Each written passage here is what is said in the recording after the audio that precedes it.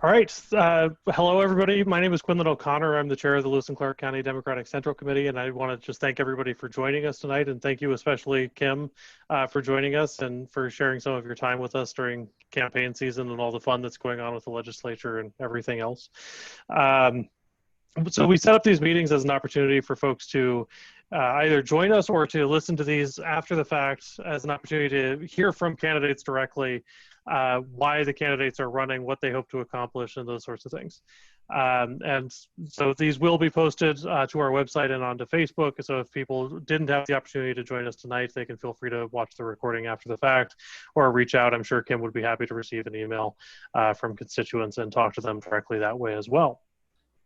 And if folks do have questions that they would like to ask, feel free to either type them in the chat box or raise your hand, and we will do our best to answer any questions or give you an opportunity to ask any questions that you have. So Kim, before we really begin, where is House District 83?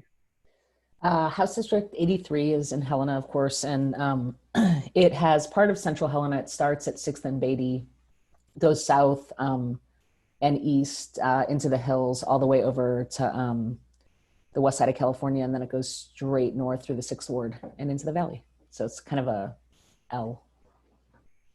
All right. And so tell us a little bit about yourself and why you're running for re-election. So I've lived in Helena for about 18 years. I think I am the co-director at the Montana Human Rights Network, which is a statewide nonprofit organization, and I've been there for 15 years.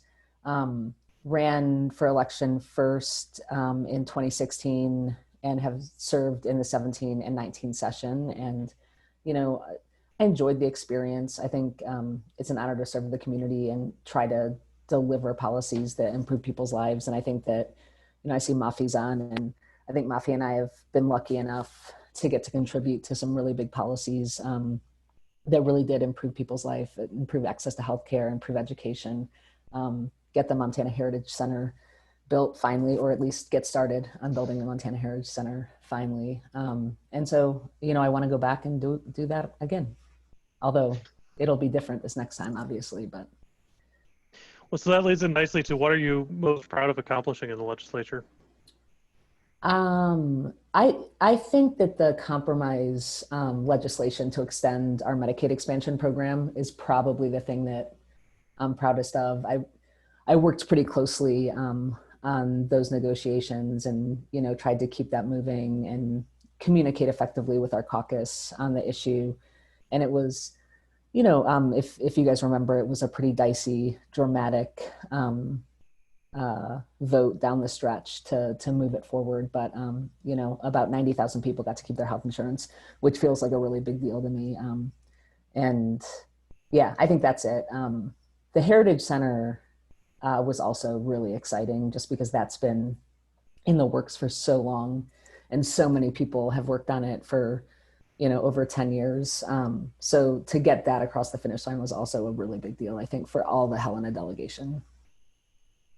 And so on the Heritage Center, what is the timeline for that and moving forward?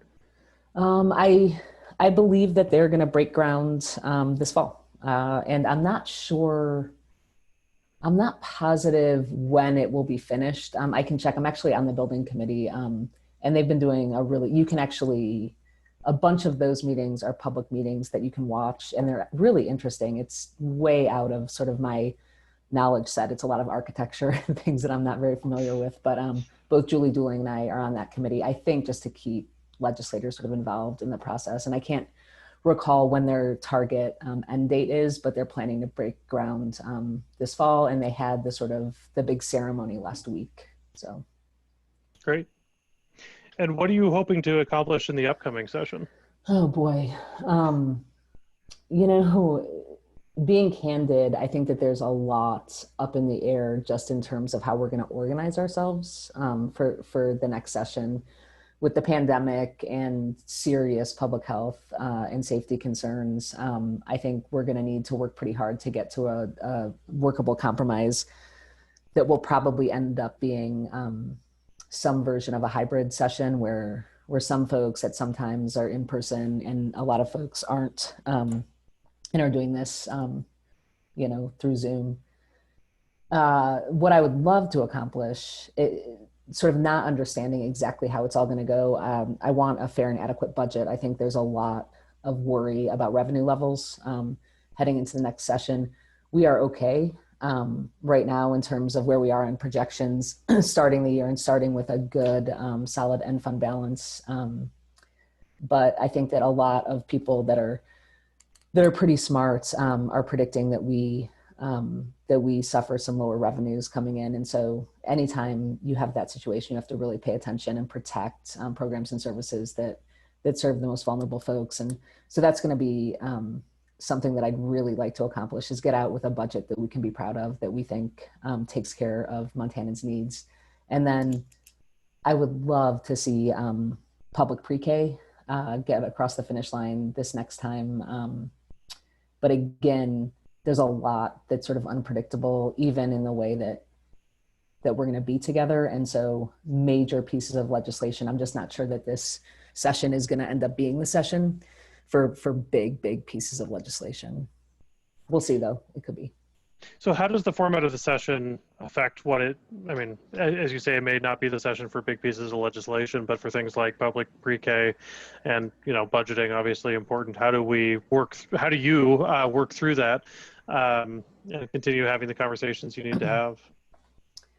I think that's an open question, Quinlan. Honestly, one of my biggest worries is so much of, what we're able to get done is just hard work at creating and building relationships and maintaining those relationships, having those conversations. And that takes a certain level of interaction that is just certain to be different this session. I think that we have in the interim, and Mafi and Marianne can attest to this, I think we have gotten pretty good at virtual meetings and running business in the interim through Zoom. So I think that we've all had some practice with that. And I think that we can effectively run meetings and effectively have, conversations and debates in a meeting setting. A floor session is if we have to do a virtual floor session, I think that will be, that'll be a challenge, but it's a challenge that we can accomplish with the tools that are available. I think what will be different is, the conversations around the details of policy and strategy that happen in in-person meetings in the building that I don't think are easy to replicate in other ways. And so we'll just have to figure it out. And everyone's in the same boat, we're all just going to have to figure out how to do our jobs effectively together. And hopefully, hopefully we can do that. I think the conversations have started in the Legislative Council Committee and a subcommittee that's specific to planning. And we haven't made any recommendations as of yet, but, the legislative staff has been working like really diligently and really hard, sort of looking at other states, pulling best practices, pulling lessons learned, and getting prepared with, PPE and all the stuff that we'll need if we're going to be in person at all. So. And do you know yet when decisions will be made on that?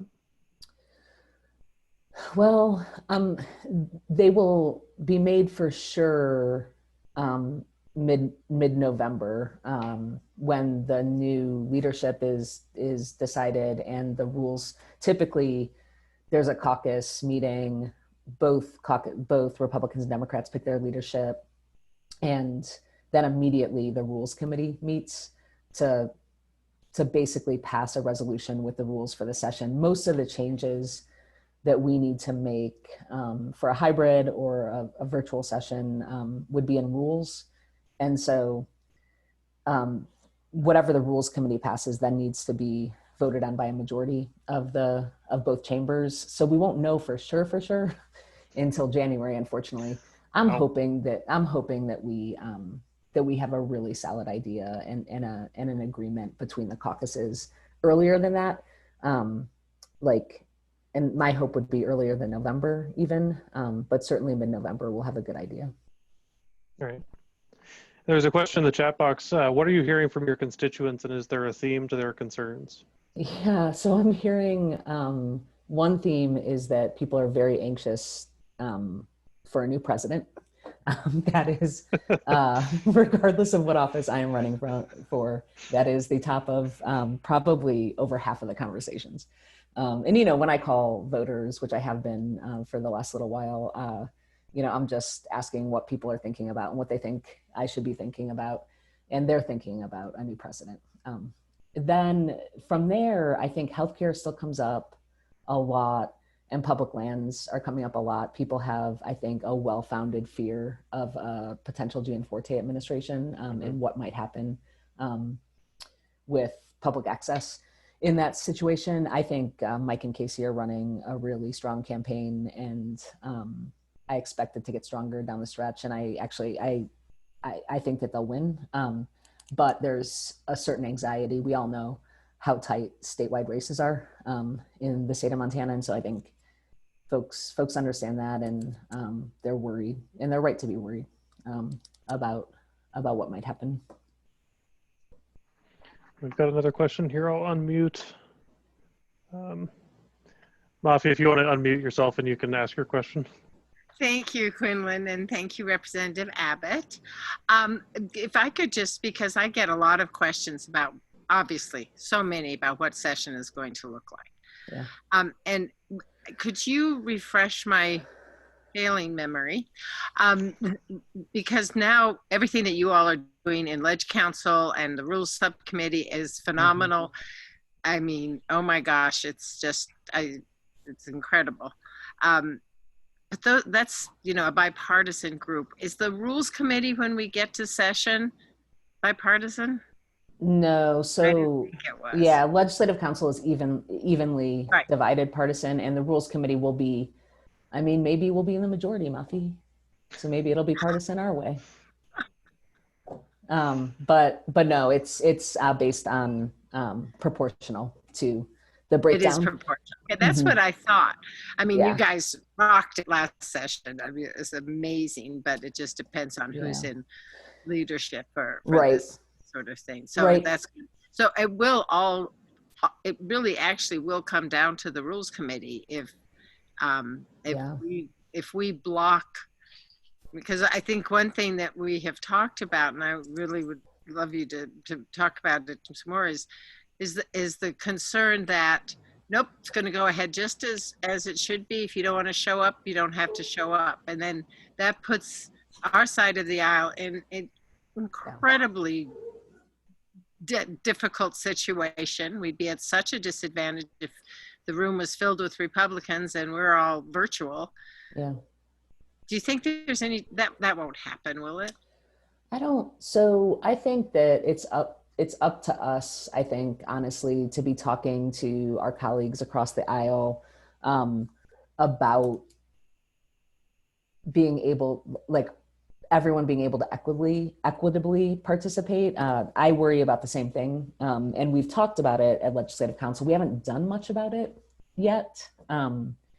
But the idea that you're forcing folks who have health issues or whose family have health issues to participate at a different level, just it isn't right, I don't think. And so we've had a number of conversations about if we do need to be together in person, how do we enforce basic public safety and public health measures, and then we've talked about trying to make sure that we're leveling the playing field in any way we can, including, you know, everyone having a camera in front, like people that are in person participating more like it's Zoom, you know, so we're looking in technology like that.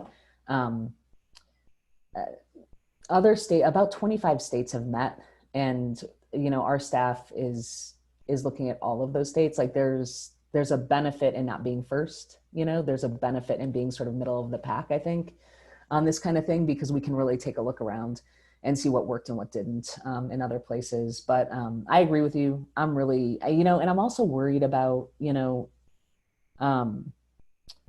if masks are required and someone refuses to wear a mask, like I think that they should be put in a separate room and have to participate from a computer, you know, and I think that's a totally reasonable request to make of folks that are chairing committees, et cetera. And just to make sure that we're not forcing folks that, you know, that need to wear masks to participate remotely, while people that are flaunting public health guidelines are getting to participate in person. It doesn't make any sense. It's not fair. So I think, you know, we have a lot to figure out, and it's sad and true that this has become like very political. And you'll see knee-jerk reactions to things like masks or things like physical distance requirements that don't make any sense. You know, I don't know how, I mean, I guess I do. I think it came from the president, but it's this public health crisis and sort of managing the way that we're going to govern through it is very, very political. Things that shouldn't be, things that are just basic science. So that makes it harder, you know, to get to agreement, unfortunately. But we're working hard, and I think there are smart, thoughtful people on the other side of the aisle that care about the safety of their caucus and the public just as much as we care about the safety of our caucus and the public. So I'm hopeful that we can figure it out. Do you think it's possible that the session sort of devolves into fighting about masks more than fighting about policy issues, or having reasonable conversations about policy issues? Well, our fights about masks have been mercifully short. I'll say that, but they're certainly they keep on happening. You know, after the last one, pretty much all the interim committees went back to being virtual. That was sort of, I think, I get the sense that leadership on the Republican side sort of told their members to kind of knock it off.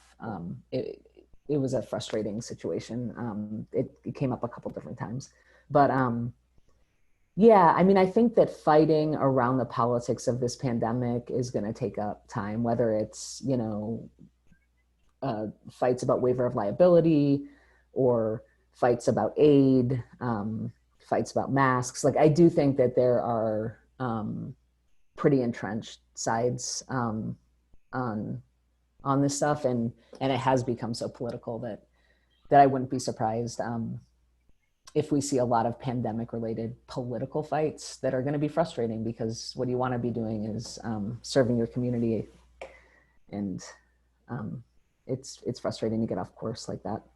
But yeah. So I want to go back to one of the things you talked about earlier, which is on public pre-K. Do you have, and I realize it's early and there's still an election and all of that, but do you have ideas about how this run at public pre-K would be different from the last ones? Yeah. So the last time, I think one of the problems was that there was so much major legislation moving that the public pre-K bill didn't get as much attention as it needed to bring all the stakeholders together and make sure that everyone felt comfortable with it. So there were some flaws in the policy the last time that I think probably could have been avoided, you know, had it not been a session where we are also, you know, moving the infrastructure package and moving the Medicaid expansion extension. So I think that the right stakeholders know who each other are. We know where the sort of flashpoints are on our side, on the Democratic side, so that I think that the Democrats can get a proposal together that we're comfortable with. And then the question is there energy and interest from the Republican caucus to come over and negotiate with us and move something? And we lost, in one of the primaries, we lost the person that was the legislator that was probably the most interested in a pre-K program, in Eric Moore. He lost his primary, so he's not coming back. And I don't know, Mafi, if you have a sense of how that changes the dynamics around it. But I think it's different players. So there are some challenges there. Yeah, we have spent hours in the interim ed talking about it, listening to people. We are not going to be bringing a committee bill because there's just nothing that but we have several drafts of good bill. Well, we have one good bill and a couple three that aren't so good. And if somebody wants to bring them as an individual, I mean, it really does depend. I think Eric Moore told me he was not, no way he was going to bring it. Again, this session, I think, you know, his wife, not that he was doing it for any self-interest, but his wife no longer is running a preschool. But there is interest. I mean, I think people do recognize this. My biggest frustration, and Kim, I think you know this too, the biggest frustration I have is the way certain entities want to conflate preschool with childcare. Childcare is over at DPHHS, which is where it should be. It's regulated, all of that. Pre-K needs to stay under the Board of Public Ed and OPI, hopefully under a different leader. But that's where, I mean, they're two different paths. Are they both incredibly important? Absolutely. They are. This situation, COVID, has pointed that out. The need for childcare is, but they are two different things. But that people get them, they want to have something that does both. Oh, well, there are a lot of childcare people that would be great preschool teachers. Well, I'm here to tell you that's not always the case. And so that, I think that's one of our biggest challenges, is because we should fund them both. In our perfect world, we would make sure that all people had quality childcare, and that just gets pushed to the side and gets conflated with pre-K. So yeah, it is a big challenge. But I think, I mean, how long did it take before we got, it was 5 or 6 sessions before we got kindergarten. So but we'll get it. We will get it. Yeah, I mean, to your point, I think that there needs to be a childcare financing package that moves with the public pre-K bill. You know, I think that takes care of a lot of the anxiety around the conflation that you referenced, and it also meets a real need across the state. I mean, boy, there's a lot of inequity across the state. So I think if we get it done, I don't think it's the same bill, but I think it's part of the agreement, is that we're moving a piece of childcare legislation that includes a sort of healthy public price tag. Unfortunately for this session, I think that there's no way around that. And I'm worried that we're not going to have the revenues to invest in new stuff, you know? And that's just a reality, but it doesn't mean that we can't talk about the policy, and it doesn't mean that we can't move ideas. It just means that we have to be cautious about promises we're making and you know, all of that, so. Mary Ann, did you have a question? Yeah, I did.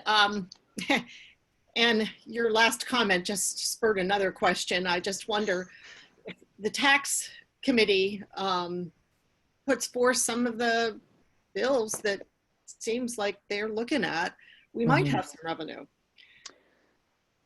Yeah, I mean, we'll see what happens next. It's next week, right? Tomorrow. Is it tomorrow? Oh, right. Can you tell us what bills that you're looking at so that we... Yeah, it's they have an increase to the corporate minimum tax. They have which is now $50. Right, and it's been there for a long time. So so they're looking at that. They're looking at decoupling from the CARES Act, from the tax provisions in the CARES Act, which is a really big deal. And those have bipartisan support. They've kicked around and looked at a couple other ideas that moved a little bit. You know, I don't think that they made it all the way to the full committee vote, but they were looking at changes to the preferential treatment we give capital gains income. So, you know, I think some really solid tax policy ideas that would make our system more progressive actually got bipartisan legs in this subcommittee. And yeah, so tomorrow, if you're a nerd that's interested in tax policy, revenue is going to be looking at those. Yeah. And I think there's a chance. that those two, the decoupling and the increase of the corporate minimum, move.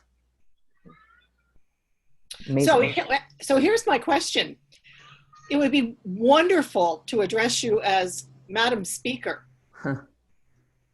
So, we could flip the house. Yep. So my question is, what are your plans? Are you ready to announce your plans for leadership? Oh, sure. I mean, I'm planning on running for leadership again, and I'm planning on running for minority leader or speaker. Speaker. That's I didn't. Speaker has a nice ring. I didn't. So I enjoyed being in leadership last session. I think we had a really solid team. Casey did an excellent job, and Lori and Denise and Shane were.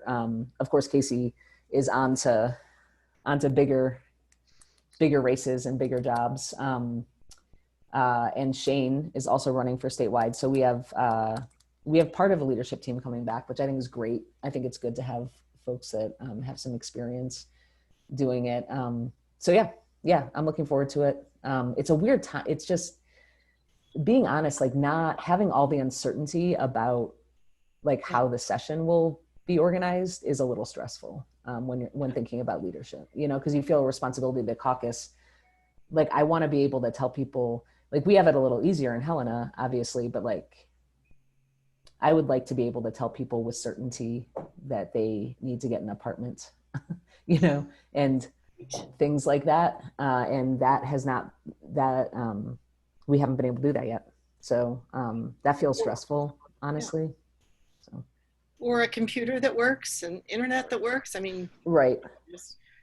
So hey, I'm working on it. Thank you, Kev. I can't believe it took me 30 minutes to thank you for something.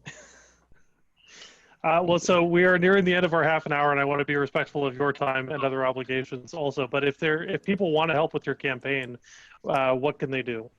So I'm making a bunch of phone calls right now. And so if people want to pitch in on that, that's one. I mean, I don't think any of us are on doors this cycle. I'm not, I know. And it's weird. It's weird to be calling people and not out talking to people at their doorstep. But phone calls, I have yard signs. Those are going out this weekend if people want those. You can go to my website, kimabbott4legislature.com, and you can sign up to volunteer and all that kind of stuff. And can people donate money on your website? Sure. I'm pretty good on money though. I'd rather see it go to some of the statewide races. I raised enough to do a mail program, and that's what I'm going to do. So. All right. Or MDLCC. Is that what you're going to say, Mafi? MDLCC. Don't tell. This is recorded. I'm in so much trouble, Quinlan. Can you edit? Yes, we can. Oh, that's wonderful. Best part is, because you're screwed up, everybody will pay attention and hear it. Yeah, that's great. So I'm okay on money. Please give to MDLCC. All right. Well, thank you very much for taking the time to join us and talk to us, and sharing all of your ideas with us. We really appreciate it. Yeah, thanks for having me. This was super fun. Thanks for doing these. These are great. Well, Yeah, thank you. thank you. See you all later. Bye.